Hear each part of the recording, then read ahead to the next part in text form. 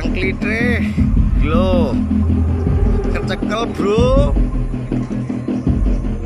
Satu, klitih ini atau kejahatan jalanan ini merupakan musuh kita bersama.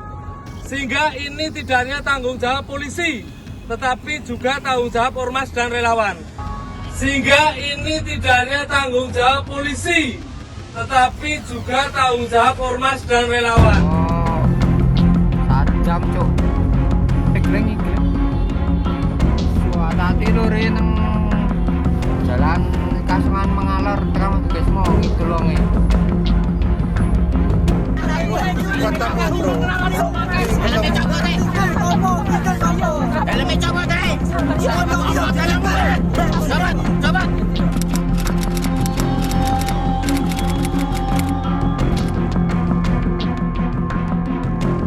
Ya, baik. Jadi seperti juga saya berulang kali sampaikan di berbagai kesempatan bahwa pada dasarnya pengertian klitih itu positif, kegiatan mengisi waktu luang. Apakah itu menjahit, membaca, membersihkan rumah misalnya dan sebagainya. Tetapi ketika kegiatan ini diadopsi oleh pelajar atau remaja, maka kemudian bergeser menjadi dimaknai sebagai kegiatan mencari musuh. Nah, mengapa kegiatan mencari musuh itu kemudian dilakukan?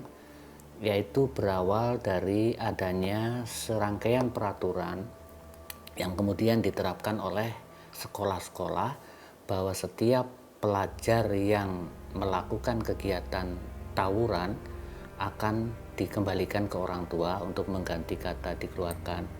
Sehingga kemudian banyak para pelajar yang sudah tidak lagi mau diajak oleh teman-temannya dengan alasan apapun, apakah solidaritas teman-teman ataupun menjaga nama alma mater dan sebagainya. Mereka kemudian tidak mau. Nah, karena tidak mau, mereka lalu sulit mendapatkan musuh. Nah, akhirnya mereka kemudian mencari cara keliling kota dengan menggunakan sepeda motor sengaja untuk mencari musuh. Nah, kemudian aktivitas itu lalu akhirnya saya tidak tahu sumbernya dari mana, itu lalu diberi nama klitih. Gitu. Jadi itu awalnya sehingga lalu menjadi bergeser. Masyarakat lalu kemudian menangkapnya makna klitih itu jadi negatif, padahal sebetulnya itu positif.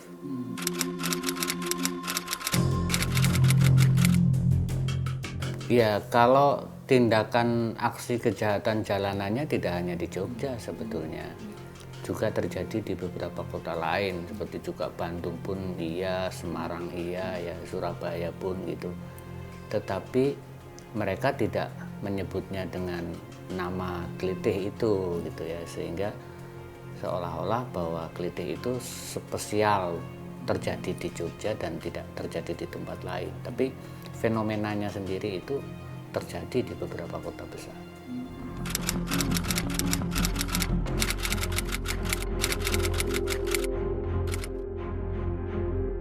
Dulu sekali lagi mereka hanya merupakan kelompok tawuran ya, geng pelajar yang melakukan kegiatan konflik dengan sekolahan lain atau pihak lain dengan modal batu sehingga disebutnya tawuran. Tetapi kemudian setelah mereka sulit mendapatkan musuh lalu bergeser menjadi bernama klitih. Nah, ketika kemudian terlihat mereka makin berani, itu akhirnya memancing kelompok lain di luar organisasi inti ini yang ingin ikut memanfaatkan mereka. Karena apa? Ketika sebuah kejahatan dilakukan oleh orang dewasa itu hukumannya berat. Kalau mereka meminjam tangan anak-anak atau remaja, harapannya nanti hanya pembinaan gitu ya. Jadi bisa dilakukan berulang kali atau hanya pembinaan.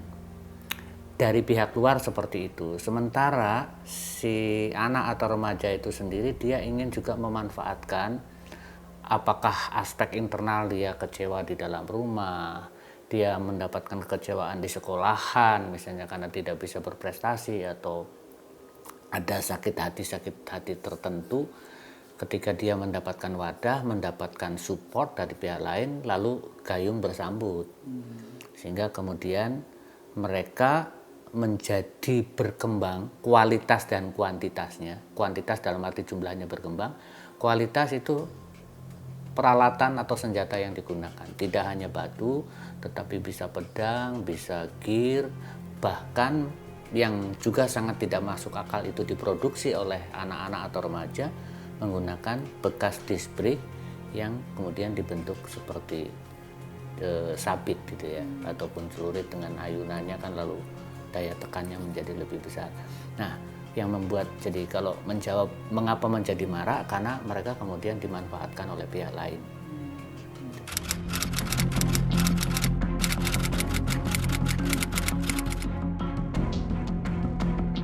Ya, saya menyebutnya yang kelompok inti itu terdiri dari ketua, kemudian wakil, bendahara, dan anggota, itu kelompok inti ya.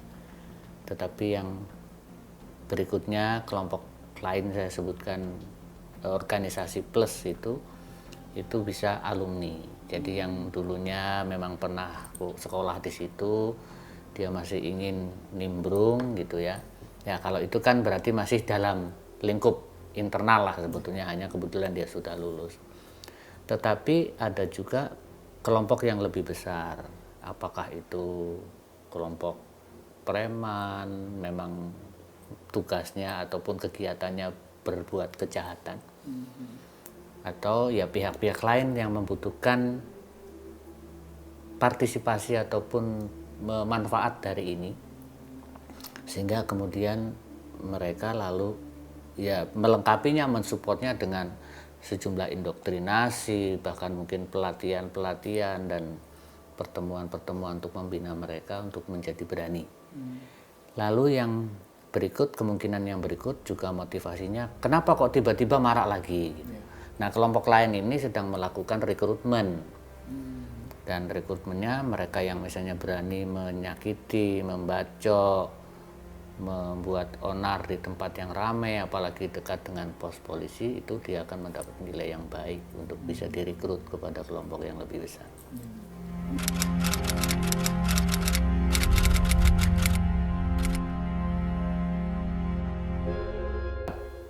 Pola yang ditanamkan, pola pikir yang ditanamkan itu seperti itu gitu ya.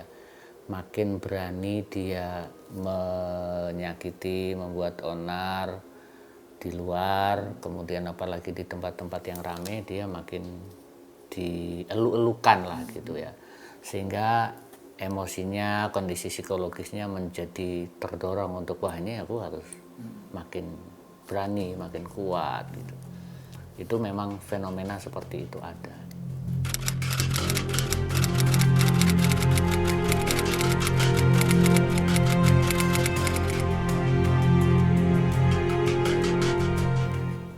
Kalau dikatakan misalnya kepolisian atau pemerintah belum maksimal, itu salah ya, karena saya tahu betul mereka sudah berusaha maksimal. Hanya beberapa kelemahannya satu, kebanyakan baru pada mengatasi akibat. Artinya mengatasi akibat, terjadi peristiwa, kemudian diproses, dihukum, hukumannya sekarang juga sudah berat gitu ya. Tetapi belum maksimal dalam menelusuri gitu. Siapa sih sebetulnya yang berada di balik perilaku itu?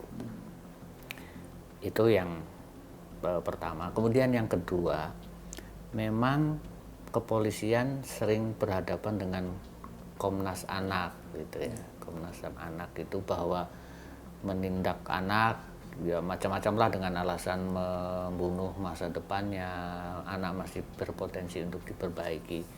Itu kendala kedua yang lambat laun ketika makin anarkis gitu ya, sampai pada korban terbunuh, itu akhirnya ya proses perkembangan lebih lanjut ya, kalau dia sampai menyakiti, membunuh ya pasalnya ya pasal pembunuhan.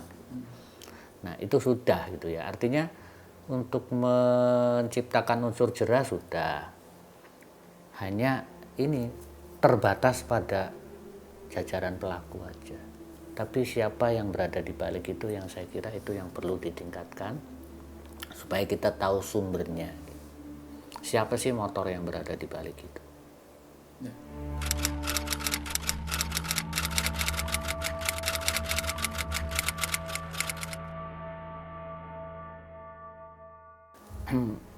kita kan sebetulnya sudah bukan menjadi rahasia lagi keberadaan kelompok-kelompok pelajar atau geng-geng pelajar ini. Bahkan di internet pun kan kita bisa baca, kita bisa temukan di sekolah X namanya apa, Y apa gitu, dan itu puluhan gitu ya. Kalau mau kita cermati, mengapa itu dibiarkan? Gitu. Mestinya kan itu ya dengan tegas pihak sekolahan, pihak pemerintah itu menghapus itu. Siapa kepalanya gitu ya, siapa ketuanya itu yang kita pegang. Pada tahun 2009 saya pernah juga membubarkan salah satu geng pelajar ini dengan kami pertemukan kepala sekolah dari 2 sekolahan yang sering bertarung, ketua OSIS dari 2 sekolahan yang sering bertarung, termasuk juga Kapolsek yang membawai 2 sekolahan yang sedang bertarung itu berhasil kok Mas. Itu kemudian mereka membuat pernyataan tidak akan lagi tawuran, tidak akan lagi bertarung lagi, dan saya amati 2 sekolahan itu sampai sekarang tenang gitu ya. Itu jadi kalau itu kemudian diterapkan untuk sekolahan-sekolahan yang lain dengan tegas, saya kira itu lingkaran setannya akan bisa diputus itu.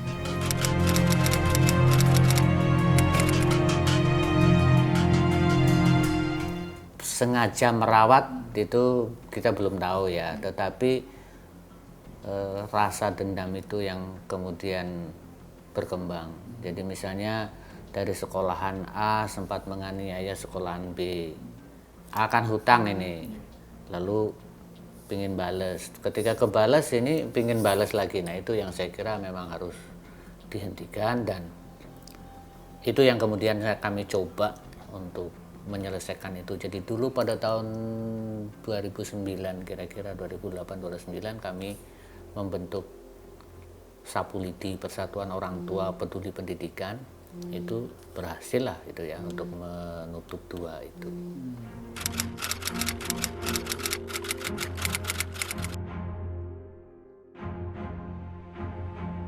Iya, jadi ini yang juga saya selalu sampaikan juga di berbagai kesempatan.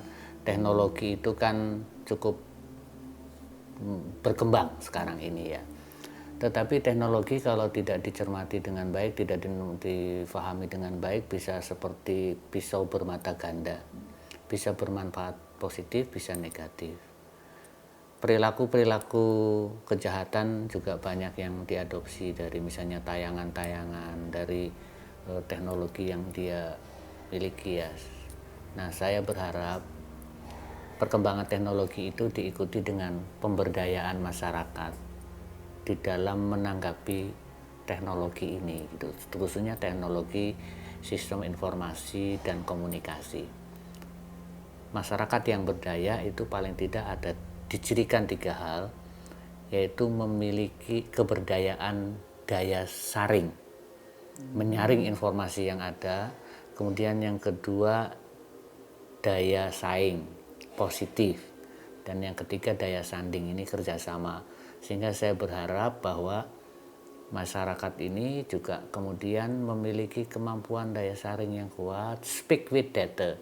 Ketika kita mau berkomentar, apalagi di medsos, pegang dulu dong datanya memang valid apa tidak. Jangan seperti kemarin kita sudah heboh, ternyata itu hoax, kecelakaan yang kemudian di video seolah-olah itu tindak kriminal, kejahatan jalanan.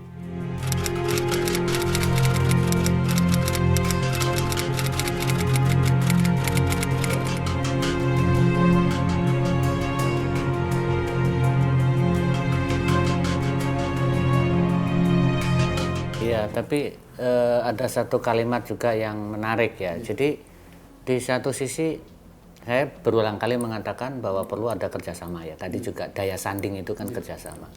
Tetapi kerjasama itu harus disesuaikan dengan porsi dan kewenangan masing-masing gitu. Bukan berarti kita kemudian menangkap, kita juga kemudian menghukum.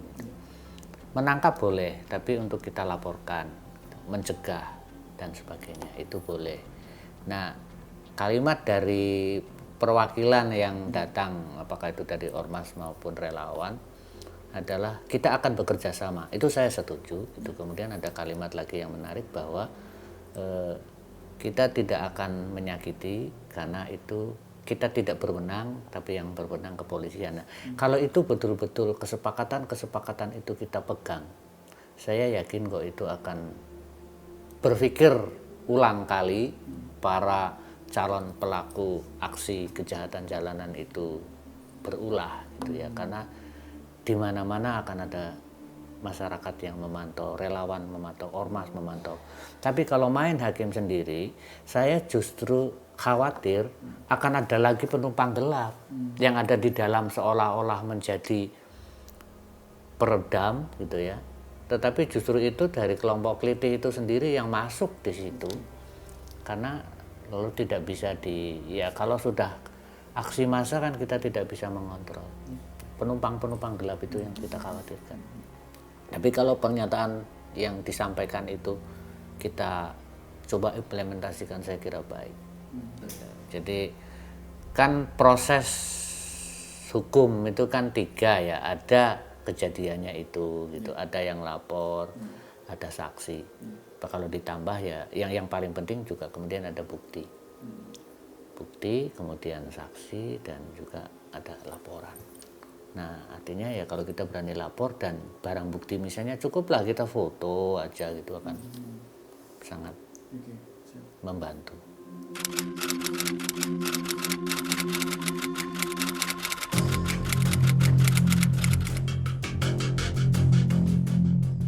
Jadi kalau kita kaitannya dengan yang mereka sebut kelitih gitu ya, mereka kan punya kesepakatan akan tidak akan melakukan itu di siang hari, tidak akan menyerang laki perempuan berboncengan, tidak akan menyerang orang tua gitu.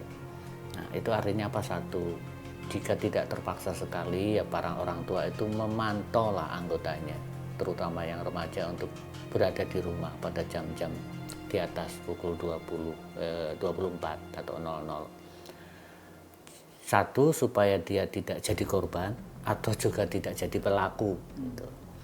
Itu kemudian kalau terpaksa harus keluar ya jangan sendirian, terutama kalau di tempat-tempat yang rawan itu ini. Dan yang ketiga, sensitif ketika sedang mengendarai kendaraan berpapasan, ketika itu agak ke tengah mendekati kita atau dibuntuti terlalu lama, ya kita harus cari pengamanan diri agar mereka lewat dulu. Nah artinya apa? Lembaga keluarga harus ikut ambil bagian di dalam mengendalikan ini untuk menghindari munculnya pelaku ataupun juga korban. Dan yang berikut dari sisi masyarakat juga harapan kami tadi ikut berpartisipasi positif, tidak dengan emosional gitu ya, tapi tindakan-tindakan kita jangan anarkis. Sebab kalau misalnya kemudian main hakim sendiri, itu saya anggap sebagai mengatasi masalah dengan menciptakan masalah baru.